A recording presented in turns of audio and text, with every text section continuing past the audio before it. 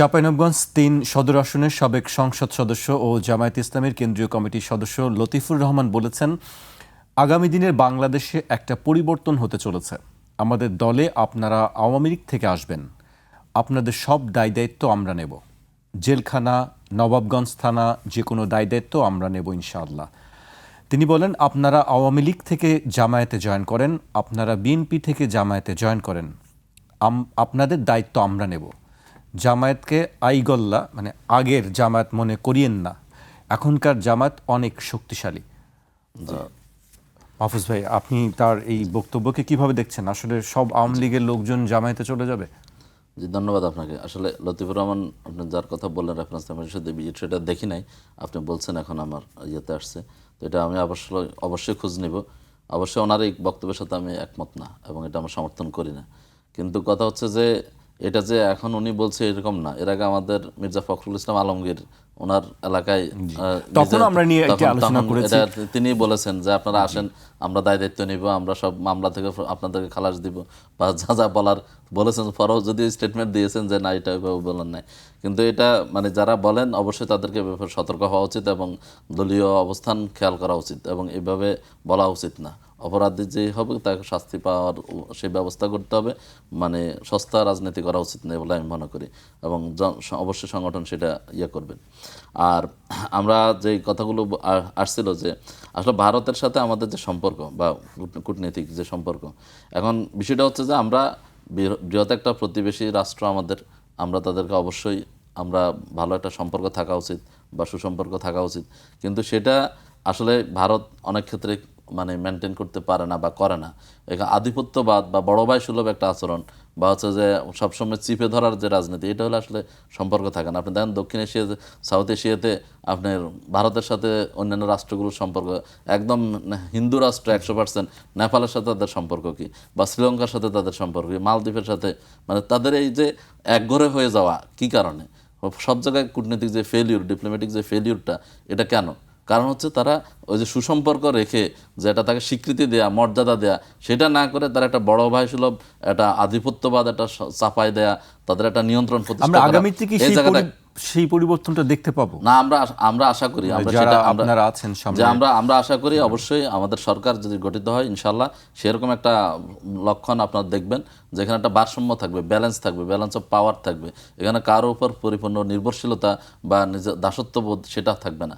সম্পর্ক সবার সাথে আমাদের সুসম্পর্ক, মানে আমাদের friendship to all, malice two নান, যেটা আমাদের কূটনীতির যেটা একদম মূল থিম, সেটা অবশ্যই ফলো করা দরকার।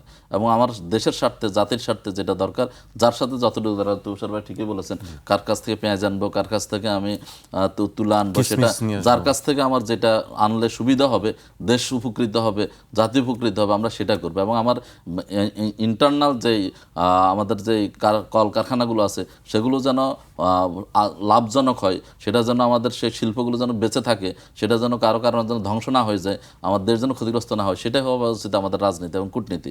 এবং এই ক্ষেত্রে এখন দেখেন ভারতের যে গত 17 বছর যে রাজনীতি কূটনীতিটা করেছে, একটা দলের সাথে তারা হচ্ছে যে কূটনীতি করেছে, রাজনীতি করেছে, কিন্তু হচ্ছে যে একটা দেশের সাথে করে নাই, আওয়ামী লীগের সাথে তারা সব কিছু করেছে। এবং সেই সময় আমাদের ভারতের আপনারা দেখেছেন কীভাবে নগ্নভাবে হস্তক্ষেপ করেছে, যে কে আসলো না, রাজনীতি এটা নির্বাচনে কোনো ম্যাটার না, সেটা তাদের ইন্টারনাল বিষয়, আমরা এখানে কিছু বলবো না। এখন কিন্তু তাদের সেই শব্দটা নাই, এখন বলেন যে না, সবাইকে আসতে হবে, না হলে হবে না, আমরা সবার অংশগ্রহণ চাই। তাহলে এই কথা কিন্তু তাদের এই স্ট্যান্ডটা কিন্তু গত 17 বছর থাকলে কিন্তু বাংলাদেশে আওয়ামী লীগেরও আজকে এই অবস্থা হতো না বা বাংলাদেশেরও এই অবস্থা হতো না, সেটা কিন্তু তারা করেন নাই। এবং আজকে দেখেন যে বাংলাদেশের যারা অপরাধী, যারা ফাঁসির আদেশপ্রাপ্ত, তাদেরকে তারা কিন্তু আশ্রয় দিয়ে যাচ্ছে, অথচ তাদের সাথে আমাদের কিন্তু কি আছে, বন্দি বিনিময় চুক্তি আছে, তো তারা তো সেটা মেনটেন করছেন না এবং সেটাকে তারা অ্যাভয়েড করে তাদেরকে অপরাধীদেরকে আশ্রয় দিচ্ছেন। যদি একটা দেশ যদি এভাবে অপরাধীদেরকে আশ্রয় দিতে থাকে আর আপনি যদি বলেন যে বন্ধুত্বের জন্য হাত বাড়াইছেন, তাহলে তো এটা হলো না, আপনার বাস্তবে কাজের সাথে আপনার কথার সাথে মিললো না। তাহলে আপনাকে অবশ্যই সেই জায়গাগুলো আপনাকে কোনো একটা দলের সাথে অন্ধ সম্পর্ক না করে এটা দেশের সাথে সম্পর্ক করা উচিত, জনগণের সাথে সম্পর্ক করা উচিত। এবং সেটা যদি করে তাহলে অবশ্যই বন্ধু হিসেবে বা প্রতিবেশী হিসেবে বা আমাদের 71 সালে মুক্তিযুদ্ধের স্বাধীনতায় সহযোগিতা করেছেন হিসেবে আমরা তাদেরকে সেভাবে আমরা সম্পর্ক করতে পারি। কিন্তু আমি তো আমার মাথা বিক্রি করে দিয়ে, আমার সম্মান মর্যাদা সব কিছু ধুলায় মিশিয়ে দিয়ে, তাহলে তো আমার সার্বভৌমত্ব বলতে আর কিছু থাকে না। সে জায়গাটাকে অবশ্যই আমাদের যারা সরকারে এখন আছেন বা যারা ভবিষ্যতে আসবেন তারা অবশ্যই খেয়াল রাখবেন। এবং আমাদের সরকার জামাত ইসলামী আপনারা জানেন যেটা এটা নিয়ে কাজ করছেন এবং করবেন ইনশাআল্লাহ। জি, মাহফুজ ভাই, আর আপনাকে একটা পয়েন্ট বলে ভাই, যেটা বলছেন যে চিকেন নেক বা ইয়ার ব্যাপারে, যে হ্যাঁ, যিনি বক্তব্য দিয়েছেন এটা তার দায়িত্ব এবং তিনি এটা করবেন। আবার সরকারে আসলে যে সবকিছু যে সে নির্ধারণ করবে এটা তো না, সেখানে তো সে একটা কিন্তু ইয়ে হতে পারে। এই টোটাল বক্তব্যকে কি আপনারা সমর্থন না, করেন? অবশ্যই সমর্থন করি না, অবশ্যই সমর্থন করি। আমরা পরিষ্কার আপনার বক্তব্য জানতে পেলাম। আরেকটি ছোট্ট একটু বক্তব্য আপনার কাছ থেকে জানতে চাই। ইসলামী দলগুলোর সঙ্গে যে সমঝোতার বিষয়টি নিয়ে আমরা অনেক দিন ধরেই আলোচনা শুনছি, সেখানে আসলে ইসলামী আন্দোলন বা অন্যান্য দলগুলোর সঙ্গে সমঝোতাটা আসলে কোন পর্যায়ে আছে এখন? আমরা মাঝখানে শুনেছিলাম একটি অসন্তোষ তারা প্রকাশ করেছেন আসন নিয়ে। যে আসলে এটা জোটে কিছু সুবিধা অসুবিধা থাকে, আপনি জানেন। আমাদের আমাদের আসন হলো 300টা। তো এখন 12টা দলের সবারই তো প্রার্থী আছে, এতদিন কাজ করছে মাঠে ময়দানে, এবং সেখানে গিয়ে তখন উইনিং সিচুয়েশন, যারা জরিপের ভিত্তিতে যারা যেখানে বিজয়ী হবে সম্ভাব্য তাদেরকেই আসন দেওয়া হবে, এই ভিত্তিতে ঐক্যটা হয়েছে। এবং তারপরে তো সবাই, যেহেতু দলের স্বার্থ আছে, সবাই চাইবে যে কিভাবে বেশ ইয়াটা পাওয়া যায়, অংশটা নেওয়া যায়, সেটার জন্য একটা প্রতিদ্বন্দ্বিতা বা প্রতিযোগিতা থাকবে, সেটা আছে। কিন্তু আমার মনে হয় এখন পর্যন্ত যে সবাই আর সমঝোতার ভিত্তিতে নমিনেশন সাবমিট করেছে, এখন নমিনেশন যাচাই বাছাই হবে, প্রত্যাহার হবে, সেই পর্যন্ত তো সময় আছে। এবং আমার মনে হয় এটা ঠিক হয়ে যাবে ইনশাল্লাহ।